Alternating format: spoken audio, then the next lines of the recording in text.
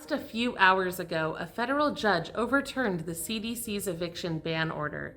Let's talk about what that means for low-income renters and how renters will suffer no matter what happens now.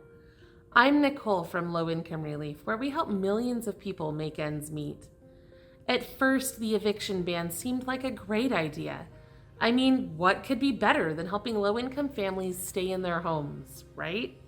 Unfortunately, it is not that simple. Although the eviction ban did help many low-income individuals and families stay in their homes, despite lost income and even lost jobs, it had many major flaws.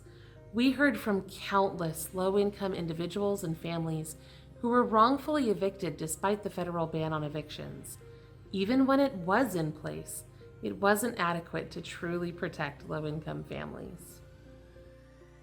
A federal judge struck down the national eviction moratorium.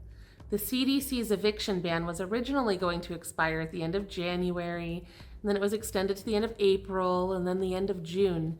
The ban was intended to protect low-income people who had lost income or jobs due to the coronavirus pandemic. According to CNBC, nearly 1 in 5 renters, that's 20% of renters, are behind on their payments. It was hoped that if these people could stay in their homes, it would help slow the spread of the coronavirus. But the way the legal system evaluates things did not allow the court to consider whether or not the ban was useful or good. The court's only responsibility was to determine whether or not the CDC had the authority to create the eviction ban in the first place. And ultimately, it decided that the CDC did not have that authority. The entire 20-page decision by U.S. District Court Judge Dabney Frederick this morning, and there were many interesting tidbits in there.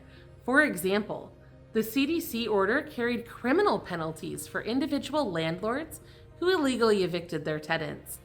Penalties included fines of up to $250,000, up to a year in jail, or both. Organizations were subject to fines of up to $500,000.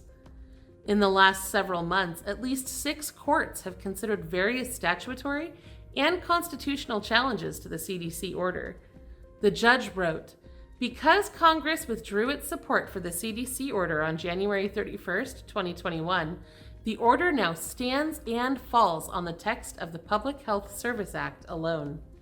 Because of that, the judge elaborated, "The question for the court is a narrow one.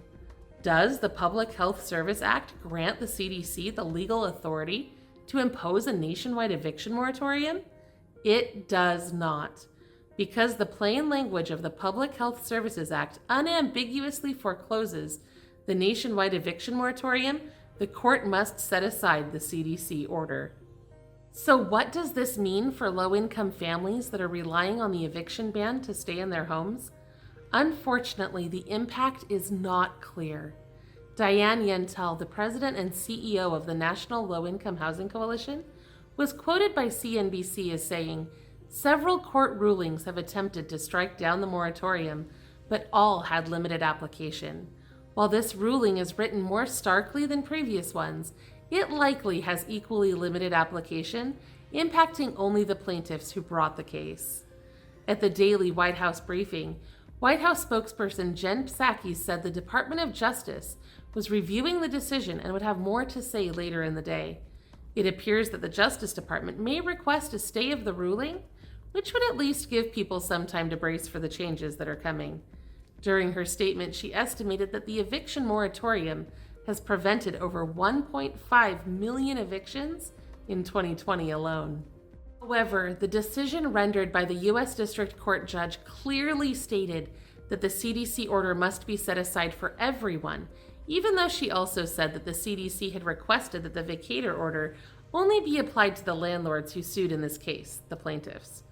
Unfortunately, we don't know exactly how today's decision will affect renters facing eviction, but based on my research, it looks like low-income renters will be screwed either way. If this judge's ruling is upheld and the CDC order is vacated, then millions of renters will be at risk of eviction around the country. That's a lot of people entering a very difficult housing market with damaged credit and a damaged rental history and just a lot of challenges. That is a big problem. On the other hand, if the judge's ruling is overturned and the CDC order stands, this will most likely exacerbate the other problems that the eviction ban has created. I was doing some research earlier this week, and I discovered that many landlords nationwide have decided to sell their homes to escape the liability of renting. Since these small landlords have to pay multiple mortgages, which they usually can't afford without the rental income, they are especially at risk when renters do not pay their rent. The result? More homes for sale, less homes for rent. And less rentals means less supply. And where there is less supply and more demand, prices increase. And that's bad news for low-income renters. This is something I'm struggling with personally right now. I'm not a landlord, but I'm trying to find a rental in an increasingly competitive market. We will be homeless in about 3 weeks if we can't find a rental home. But in my search, I'm finding landlords who want to receive application fees before they even tell you the address of the home. Some landlords have higher credit requirements than most mortgage companies I've talked with. Rent is skyrocketing, and rental homes are ridiculously hard to find. I've never encountered a problem like this before, so I decided to do some research, and I found that the current rental shortage seems to be a reaction to the eviction ban itself. Consider this information that I gleaned from CNBC. More than half of the rental stock in the United States is owned by small landlords. Of those, more than half have missed rent payments due to the pandemic, and more than a third have said that they needed to dip into savings or take out loans for maintenance or mortgage payments. Only 60% of single-family rental homeowners received the necessary paperwork to apply for COVID relief. The remaining 40% did not receive the paperwork they needed from their tenants. About a third of landlords have stated that they will be tightening rental standards when evaluating future rental applications.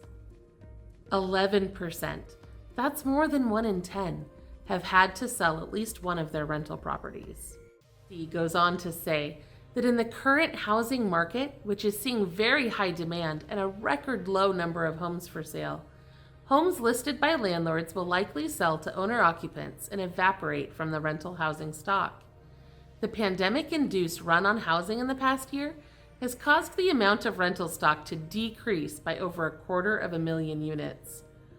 Robert Pinniger, CEO of the National Apartment Association, was quoted as saying, "The thing that keeps me up at night is we had a housing affordability crisis going into COVID-19. If we lose that critical, naturally occurring affordable housing that is out there across this country, we're going to have a catastrophe on the other side of this." According to the New York Times, it is the small mom-and-pop landlords who own just a few homes that will be the hardest hit. Unfortunately, according to their article, those small-scale rental properties, often older and with higher maintenance costs, are more likely to become lower-income housing than newer corporate-run apartments. If the owners can't keep paying their bills, these properties could be put up for sale or enter foreclosure. Ultimately, that means fewer low-income housing units for low-income renters, and that's very bad because there weren't enough low-income housing units to begin with. Honestly, it's starting to feel like a lose-lose situation, doesn't it? If today's ruling is upheld, millions of Americans may be forced to move out of their rentals. That's a big problem.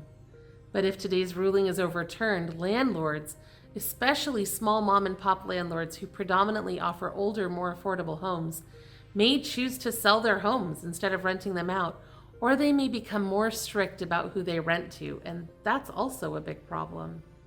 The Wall Street Journal projects that tens of millions of people could be affected by evictions and rental debt, and this could create a housing crisis that far exceeds the foreclosures that occurred between 2007 and 2010 in the wake of the subprime mortgage bubble burst. It appears that no matter what happens with today's court decision, low-income renters are going to be hard hit, but we'll be here with you and do our best to help you no matter what the outcome is. If you are behind on your rent, it is critically important that you watch our video on the Emergency Rental Assistance Program right now. It's on YouTube, and it should help you figure out how to get help catching up on your rent. And with that in mind, Don't forget to follow Low Income Relief on YouTube and social media. Thanks for watching, and good luck out there.